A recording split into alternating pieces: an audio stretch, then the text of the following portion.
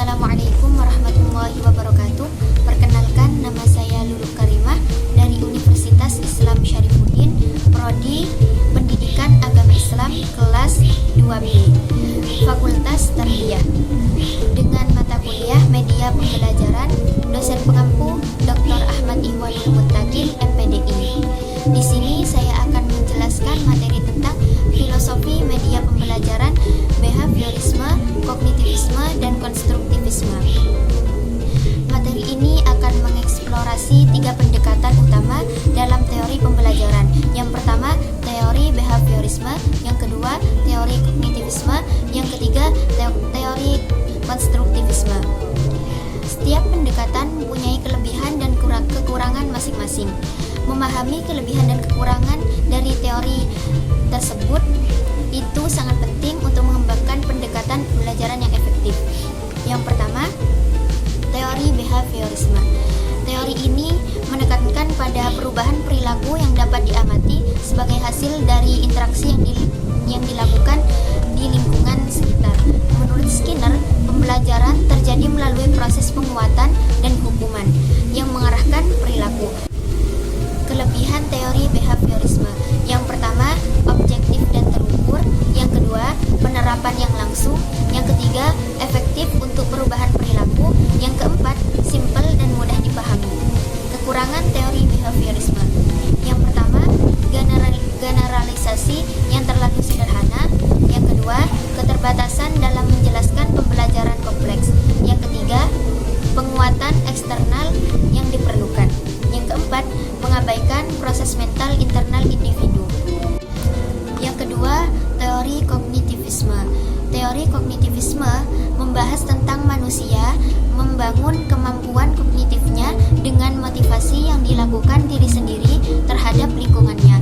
Menurut Yasin, teori kognitivisme beranggapan bahwa belajar merupakan suatu proses mental yang aktif untuk mencapai, mengingat, dan menggunakan pengetahuan. Kelebihan teori kognitivisme: yang pertama, memberikan pemahaman yang lebih dalam tentang mempelajari dan memproses informasi. Yang kedua, mendorong siswa untuk berpartisipasi secara aktif dalam proses pembelajaran.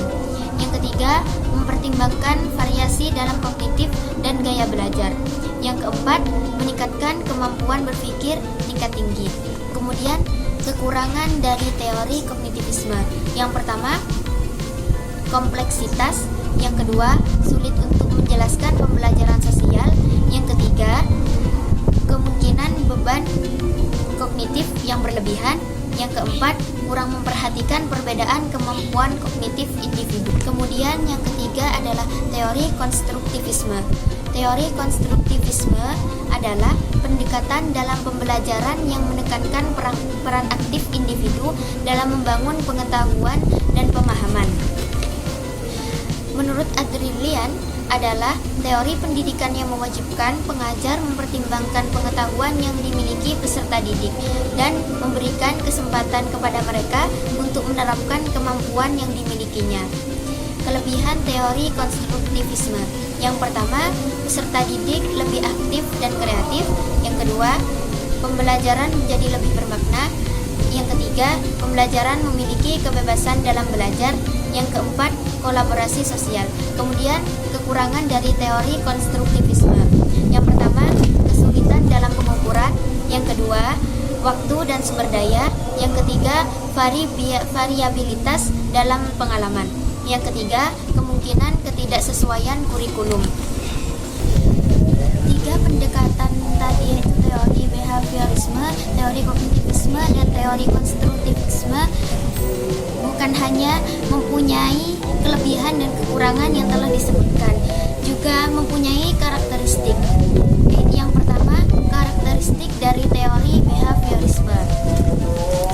Macam-macam karakteristik teori behaviorisme adalah: yang pertama, belajar adalah proses mental; yang kedua, motivasi intrinsik sangat penting sehingga tidak butuh stimulus; yang ketiga, manusia sebagai pelaku untuk menemukan suatu penemuan; yang keempat, diri kita sendiri yang hanya aktif dalam menemukan pengetahuan yang diinginkan.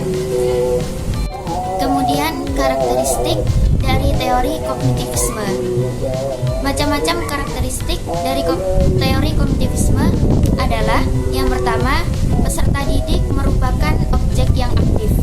Yang kedua, peserta didik belajar secara individu dengan menggunakan pola induktif dan dedukatif. Yang ketiga, peserta didik yang aktif adalah sebagai pelaku yang dapat menemukan penemuan.